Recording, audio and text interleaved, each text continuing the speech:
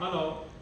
So today we will try water siphon project, and water siphon is all about moving water from one jar to another jar without using mouth, without using any electricity or motor.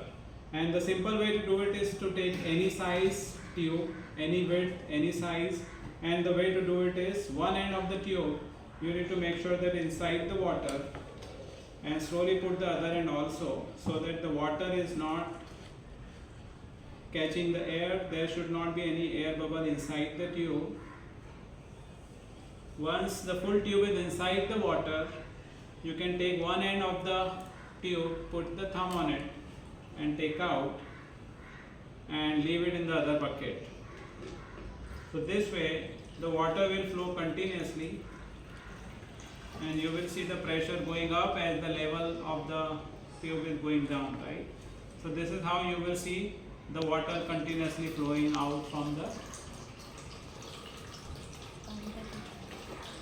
So that way the water will continuously flow with the help of air pressure here, and the gravity is pulling the water down. So the air pressure is on the bucket in the water, that's pushing the water up, and that's how the water is flowing on the other side, right?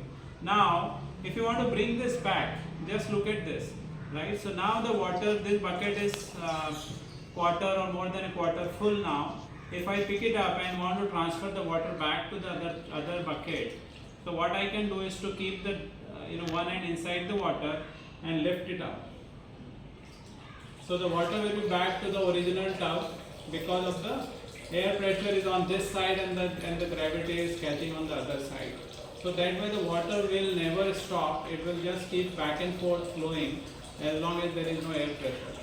So what I would like is parents to use this kind of tube at home and let children explore the water spine project at home. So please try it at home, give them a small jar, a small tube and the two water jars. Thank you so much.